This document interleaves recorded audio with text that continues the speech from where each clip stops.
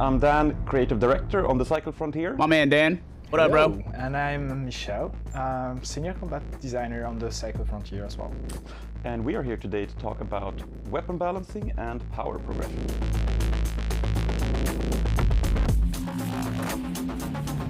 We're here today to talk about our kind of high-level goals for these topics, what we're actually doing for the next patch and the upcoming ones, and lastly a little bit about our kind of strategy for how to tune weapons and balancing. So when it comes to power progression, our high-level goal is really about finding that sweet spot where getting better gear is something you want to do and you feel the impact of having better gear, but the disparity is not so great that you can't compete. So we want a person with maybe less good gear to be able to take down a top-geared player, but only if they play really, really smartly and, for example, ambushes them. We've been on both sides of this balance. We've had it be too strong, we've had it be not impactful enough. We're trying to find that sweet spot, and I think right now we're getting closer, but are looking to increase the disparity a bit. A tiny bit. A tiny. Yes, because, so like, once upon a time, CB1, the disparity was fucking huge and relatively insurmountable. Now the disparity is tiny. And you don't want it so that like people are only ever willing, like right now, I'm only ever willing to make blue armor, right? Blue chest, blue head is the only thing worth purchasing. The value of anything better is just like basically non-existent, and it should have some worth, right? It should have some worth, and I think that that's specifically the top end that they're looking at changing. Tiny bit. We also get a lot of questions about pricing of late level gear, and this is something where it's tuned for the length of a full season.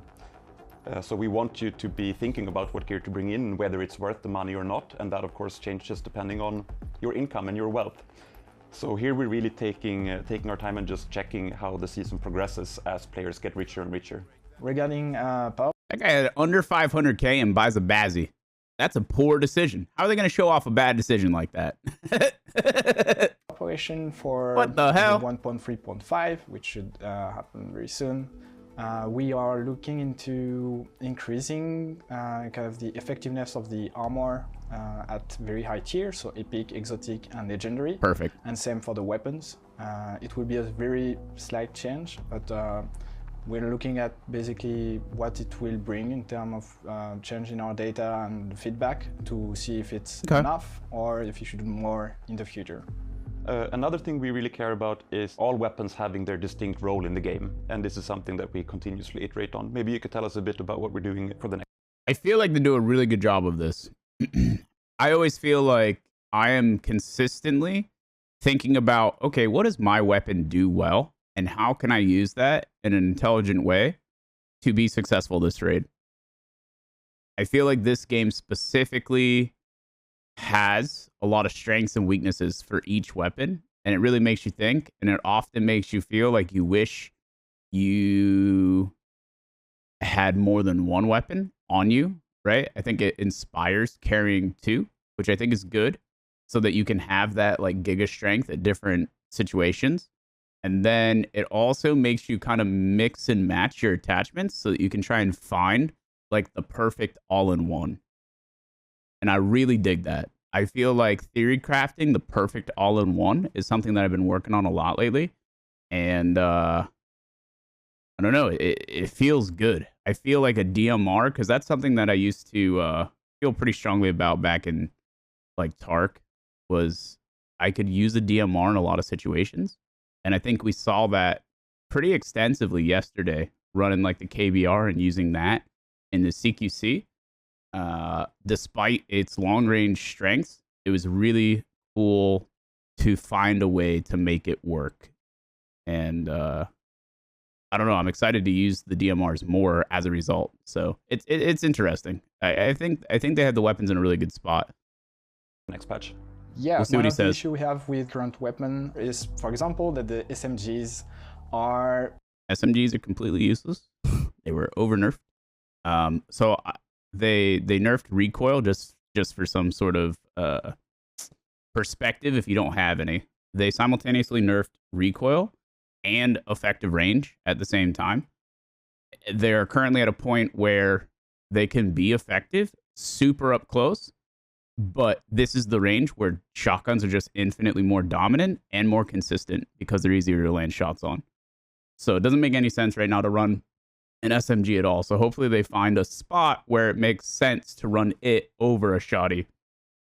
We'll see. A bit underpowered, obviously, because they are competing in situational effectiveness that is also the same as the ARs right now. And also, I would really like to see the SMGs not have a lot of recoil. I think it's okay if they have lower effective range, because they should have lower effective range versus an AR, because when they had the same effective range as assault rifles, it just made more sense to run them, right? So for a mid-range battle, you were able to use it. It shouldn't be the case for SMG, but I do think that like light ammunition, SMG should be relatively minimum recoil despite the higher fire rate. the same as the shotguns, because shotguns are a bit too strong. At the same time, SMGs with a damage fall-off aren't really competing properly with the ARs, and we want to find a niche between these two types of weapons. So with next, yeah, I think that no matter what, they shouldn't compete with assault rifles at, say, like 30 meters. They shouldn't.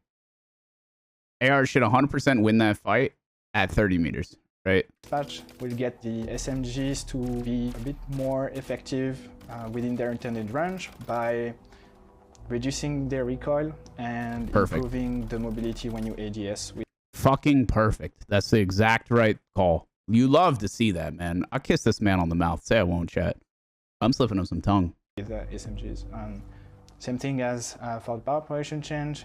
It's not a big shift, but it should be enough to have an impact, and we'll observe and see how it affects how you play the game to see where we take it from there. And what about shotguns? So yeah, I was hinting at shotgun. So with the shotties, personally, I like saying what I want to see. Here's the thing. Like, I don't like to watch these videos and like schlob their knob after the fact. I like to tell you my genuine opinion in advance and then see if they are doing the same thing. You know what I mean? I think it's a way more genuine way to do it. So for shotties, I think that the effective, so they changed like spread and stuff. I honestly think if they just removed a couple pellets, we would see something more meaningful. I don't think like you can increase the spread any more than they already have, but I think removing pellets from the burst is probably the right call. And you can do this and tune this individually for each gun. That would be my thought process for better tuning these. Guns, obviously, these are some of the weapons that are kind of most problematic for us. One of the main reasons is that the low-tier shotguns are, for the trench gun and the Bulldog, are a bit too effective, which makes kind of the high-tier shotguns less interesting because obviously they don't compete as much as we'd like them to do. And since they're very powerful, it overshadows SMGs that are also intended to be competing at the same intended range.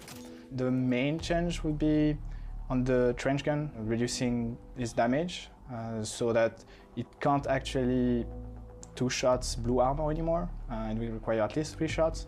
It will also make it so naturally the weapon will be less powerful.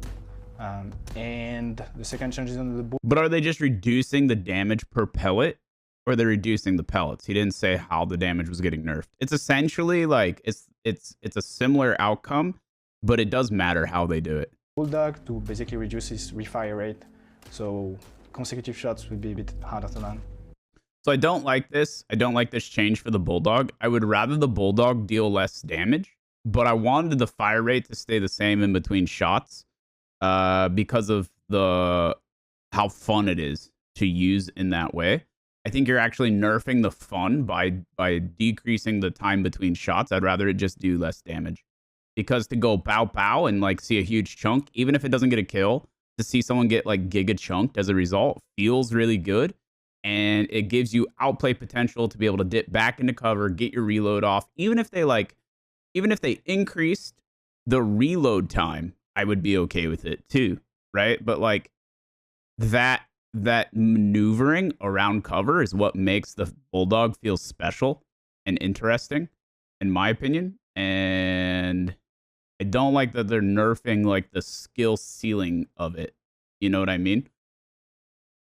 It'll be a lot harder to make an intelligent play by increasing the time between shots. I'd rather it just do less damage. And we're also looking at the PK Maelstrom, reducing the recoil to make it a bit more competitive, but at the same time increasing the spread. Speaking of ref, so they're gonna. I don't think the recoil is what made the Maelstrom bad. The Maelstrom's bad already, but it has nothing to do with the recoil because you can put recoil mods on it to make that recoil like negligible, right?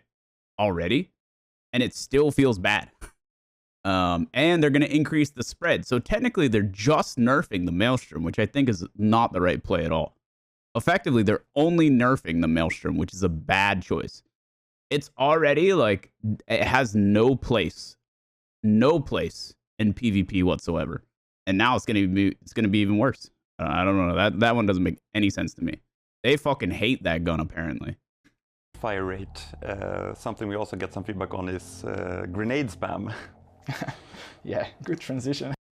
Yeah, so we've talked about this extensively over the last couple of weeks. People realize just how strong grenades are. They're getting much better at throwing them accurately. I want to see grenades shred armor. I'm with Sacro on this one. I think that if they dealt giga armor damage and less health damage, then we would actually see a point where people's armors break. And then you are able to deal significant damage with your gun after the fact. Being able to just like have one grenade touch down someone after throwing like a fucking airstrike at them doesn't feel good. It doesn't feel like intelligent, skillful gameplay. And I feel like this change would be huge for like the PvP meta in a really positive way. Actually. So yeah, that's definitely something we were looking into, and having a delay between multiple grenades. So we are not set on a specific time right now, but delay between throwing, it's not a good enough change. It should be enough to, because at the same time, like 3 people in a squad can like what's the difference? Like who cares if it's delayed between throws for each of them? They're still getting 3 off at once. Allow players to not get good enough. Out of the range of the first grenade before the second one arrives. Lastly, we just wanted to give it doesn't change like squad bombardment, and that's bad. Give you a bit of insight into how we're approaching weapon balancing and tuning now that we're live 24/7. So our really high-level goal there is to not swing metas, but rather make incremental improvements. And I totally appreciate the incremental changes, right? As long as they're in the right direction, I think it's fine to like stepwise do these things, right? Because I agree, you don't want to like over nerf, over buff, change the meta completely, which can be fun sometimes for the sake of gameplay, but it doesn't make for like a more balanced game. It just makes for an equally imbalanced game. You know what I mean? Having like a flavor of the week be imba isn't necessarily the right call. So, because people will pick up on that and then just exploit that until it's changed again. And that's bad game design. So I agree with the stepwise process. What we're looking for is really kind of making sure that if players are comfortable with the weapon, they can still play it. That's true. The mana core hasn't been mentioned at all, and it's still in a not the right spot. It's still ultimately way too strong for what it is or what it should be, in my opinion. I think the 1 damage nerf that we saw maybe like a week ago was still not even close to putting it in the right spot. For at least the duration of the current season. Big shift in the meta might happen, but not within a single season. A big part of this is also making sure... I want to see meta shifts, but from season to season, right? And I think that that's the right concept, is if like you are going to have these meta shifts, I want one season to play out completely differently than another season, specifically because of like changes, introducing new mechanics, right, to PvP that feel meaningful and tactical and fun to use. And if they can do that from season to season, then this game's longevity is going to be through the roof. Sure that we get to gather enough data during a season, because we're just now starting to see more and more people unlock weapons like the Gorgon and the Advocate. Yeah, that's why we don't make... Granted, there's 70-some days left in the season, right? So there's plenty of time. Make a huge change in the kind of high tier weapons, because we don't have a lot of players actually playing them, mainly because some of the low tier weapons is the Comrade are potentially legendary, too good, which makes players not want to play the better ones. We feel not enough to make any change in the meta of the high tier weapons. That's why you won't see them for now, but it can and will probably happen in the future once more players get their hands on them. Lastly, I just want to say, keep the feedback coming. We see it as a dialogue with you guys, and it's really an integral part of the process to iterate on weapon balancing. It is you giving this awesome feedback, so keep it coming. Absolutely, my pleasure. My pleasure will do. I'm always sending my notes over to the Jaeger team, and yeah, it's nice to have a team that's like really responsive and appreciates that kind of feedback from someone who's pretty ingrained in the day-to-day of gameplay. So let me know what your favorite change is down below. Let me know if you think they missed anything. And thank you so much for watching, and good luck. I'll see you out there.